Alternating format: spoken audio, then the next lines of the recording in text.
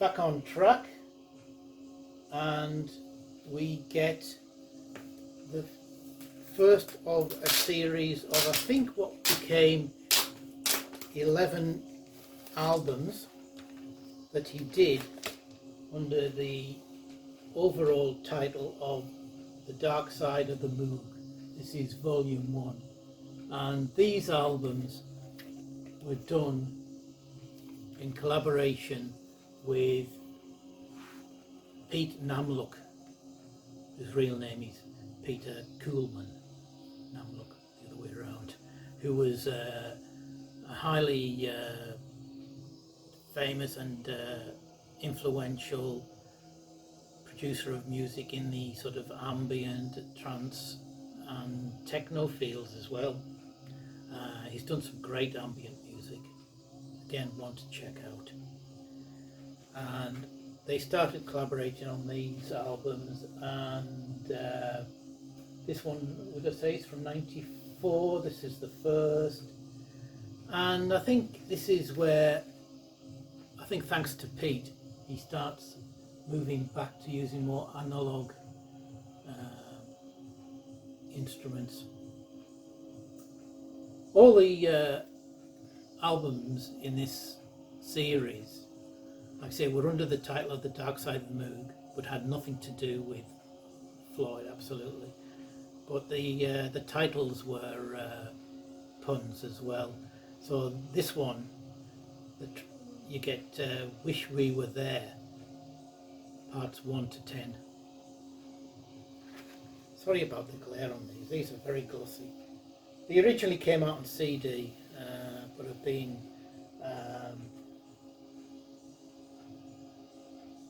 re-released on vinyl in recent years. 2018 this is from.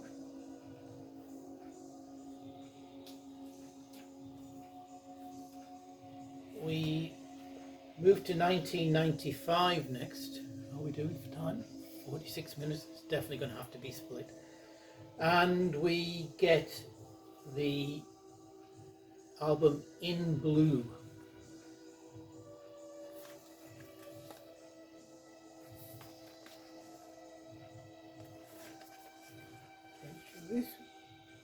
Again, this was originally on ZYX, but this is a 2000 reissue, which was originally, I think it was originally a 2 CD set, and it's been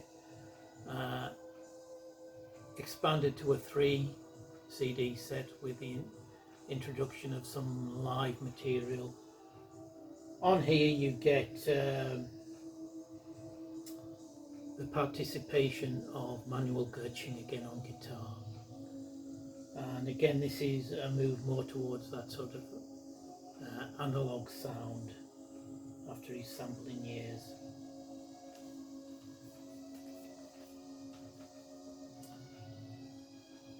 Next, I'm not satisfied with one 10 CD set.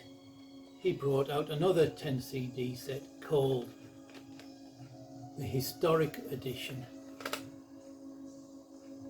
and these comprised of unreleased studio and concert recording from 1970 through 1985. Some absolutely superb stuff on here, but too much to talk about. These were all strictly limited. I can't remember if this one was, forgot this one's signed or not. No, mine wasn't a signed copy, unfortunately. Probably didn't order it early enough in advance. But absolutely superb stuff. We then get, or at least in terms of what I've got, the next in the Dark Side of the Moog albums, and this one, volume 2, is A Saucerful of Ambience, parts 1 to 12. This is have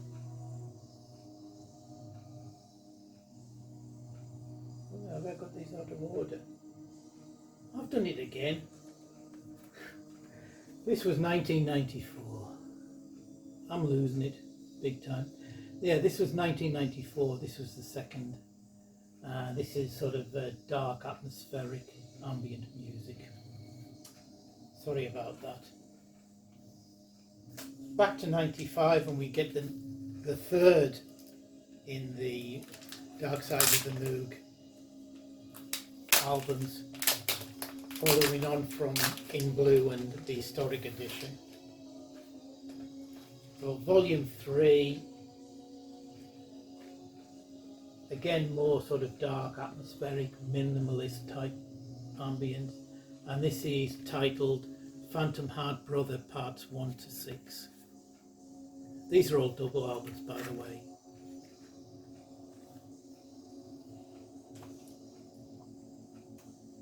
We then get, in 1996, we get the album Are You Sequenced? A play on Hendrix's Are You Experienced? Now, CD one of this was a concert he did in Derby, and it was the first time I ever saw him play, and that's the program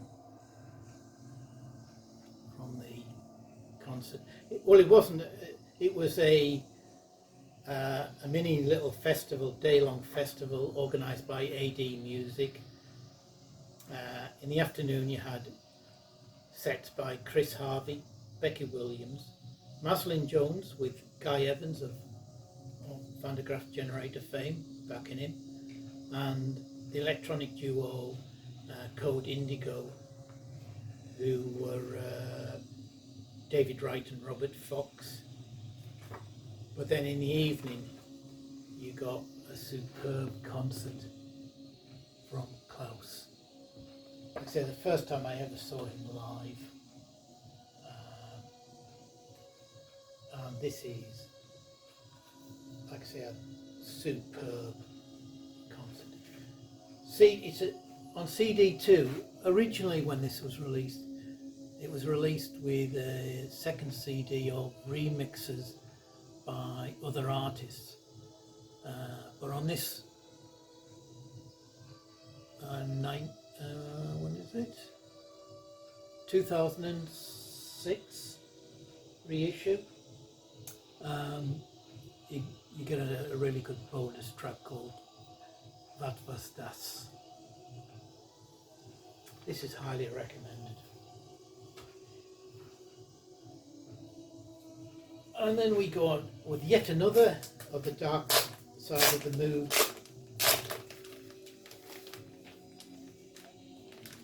albums. I really should have done this earlier in the day when I didn't have to put the lights on and I wouldn't get this glare.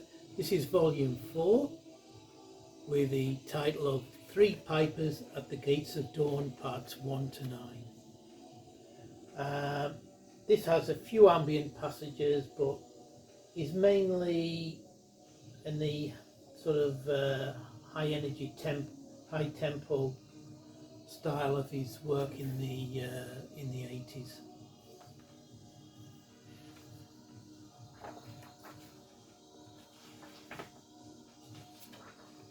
Moving on, still in the same year, we get the 5th in the Dark Side of the Moog albums. I don't know why I'm taking these out because it's not going to make much difference. This is volume 5. This is quite a sort of trippy album, lots of sort of ambient trance type stuff, and it's called Psychedelic Brunch, parts 1 to 8.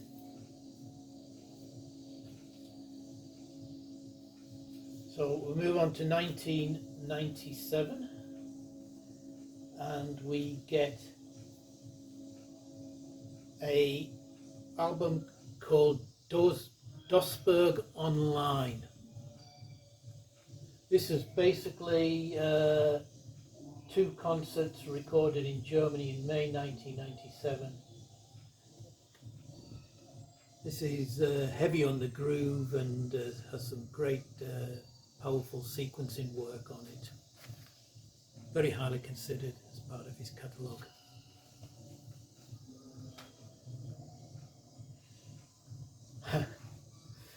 Oh God. Next, as if, you know, one 10 CD set wasn't enough, a second 10 CD set wasn't enough. He had to up the ante and produce a 25 CD set called the Jubilee edition. Oh dear. This again, it's just chock-a-block with great music. How anybody can come up with 25 CDs of absolutely brilliant music without a misstep beats me, but he did it. This covers, I'm going to say, 1970 through to 1997, so right up to the current time when this was released, and features 1,947 minutes of formerly unreleased music. Incredible.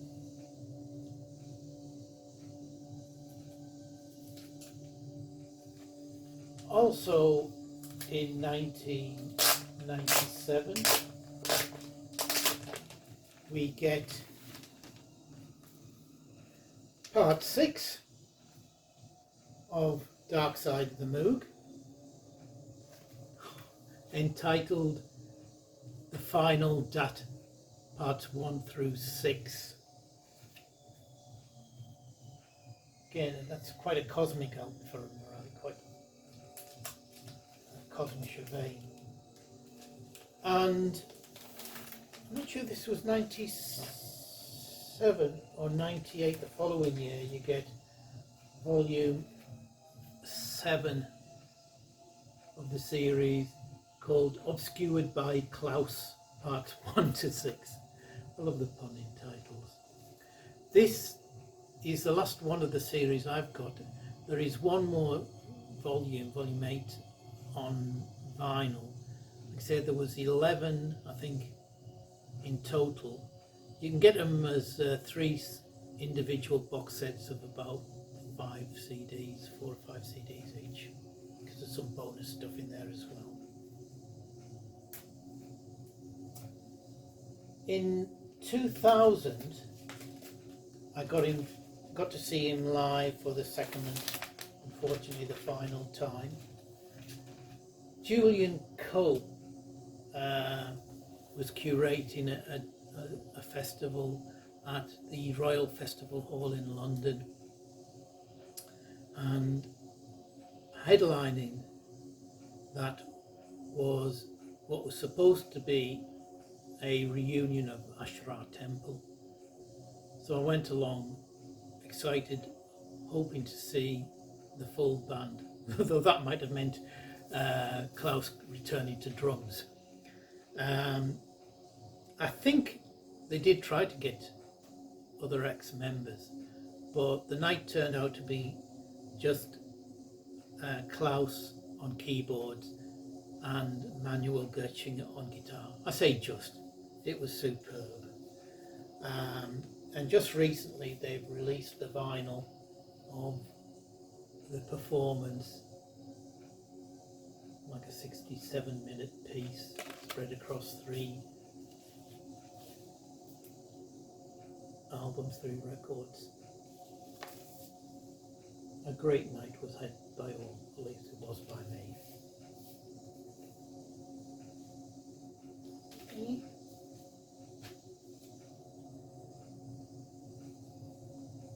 In in 2000, we'd had a 25 CD set in 1997, did I say? Yeah. What we got in 2000 was the Ultimate Edition, a 50 CD set. Now, I haven't got it. It was the Silver Edition, the Jubilee Edition, and the Historic Edition, which is 45 CDs with an additional 5 CD set.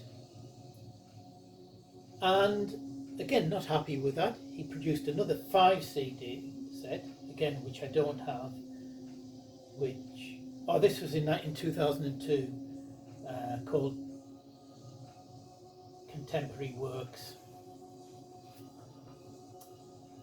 Right, in 2005, the next album I have is the album Moonlake on the Synthetic Symphony label. This is a 2018 reissue.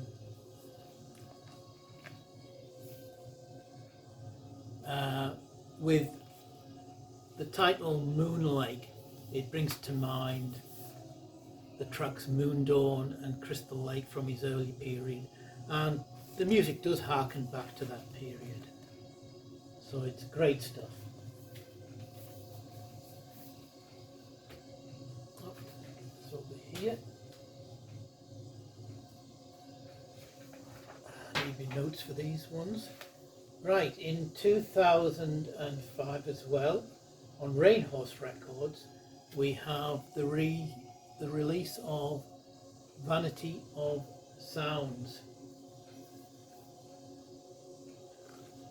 This was a reissue of the CD 1 from the Contemporary Works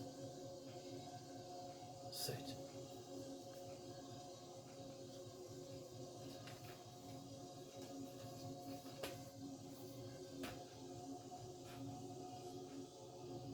In 2006, we got another release from that Contemporary Works set. This was CD 6 from the set, and it's Ballet 1.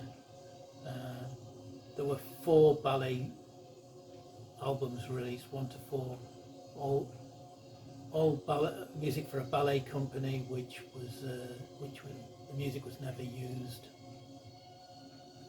But it's nice stuff, actually.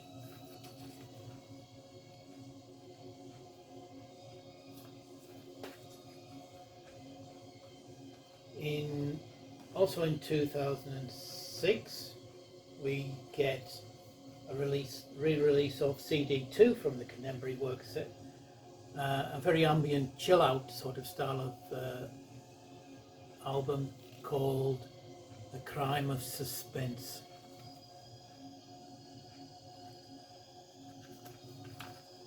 Cool.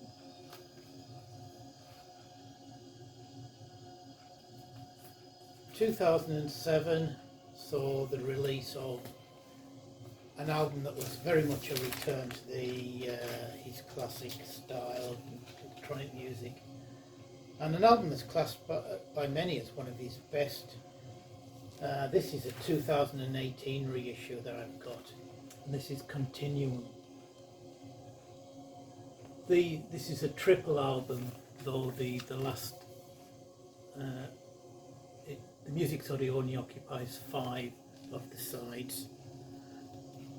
But if you like classic period Klaus, this is one to get, one of the best of his latter day albums.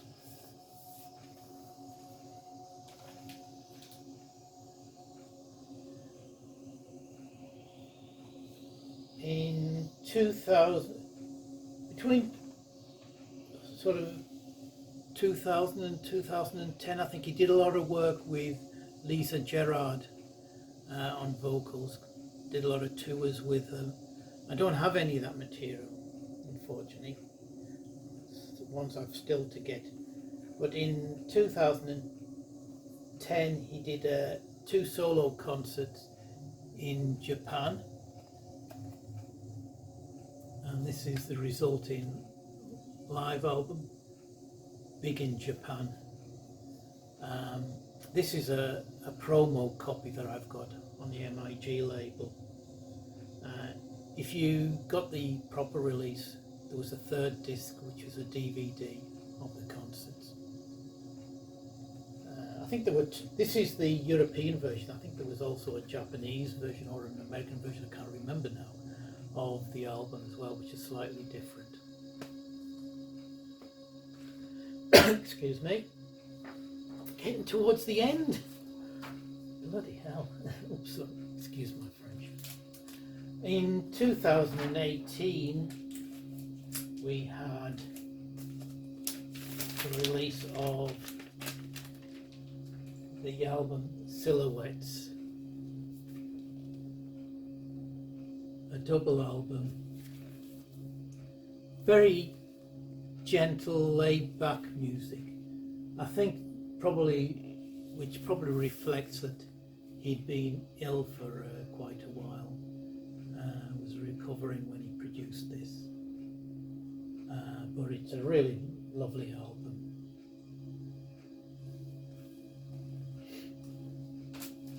Finally, he says,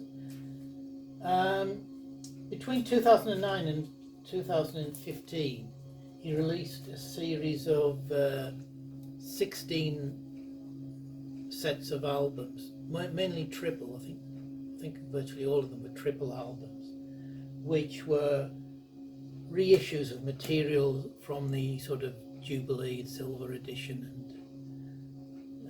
Historic edition. So it was easier for people to collect. I don't have any of those, but they did eventually release 3 of them on vinyl. This is, sorry, they all came under the title La Vie Électronique, and this is volume 1.0. And this focuses on the years 1968 to 71 and contains 78 minutes of Klaus Schulze rarities. Well worth having. They also later did a volume 1.1, again a double album, which focuses on the years 1970 to 1972. And finally, I think the last one on vinyl so far has been volume 1.2, which again is concentrated on years 1970 to 1972. I hope they continue with this, but this was released in 2018, so I'm not sure whether they're going to. I'll have to search out the CDs. Well, that's my collection. Sorry for the mess of getting things out of order and etc. There was about 60 albums there, and I've still got probably another 30 odd to collect. The guy, like I say, was so prolific, but everything of such a great high standard. And in fact, there is what I presume is his last album, well, you know what I mean, called Deus Arachis, which is due out in June. It's a triple album, and I've got it on pre-order. So that's it. Hope you found that of interest. We've gone to 1 hour and 10 minutes, and so this will have to be split. I hope you don't mind. If you're wondering what was playing, and just finished right on time, it was a recording of Klaus at at the Berlin Philharmonie, September the 21st, 1977, with a couple of improvisations. Anyway, if you've got this far, well done. So I hope everybody's okay. Take care, and I'll see you soon with hopefully a shorter video. All the best.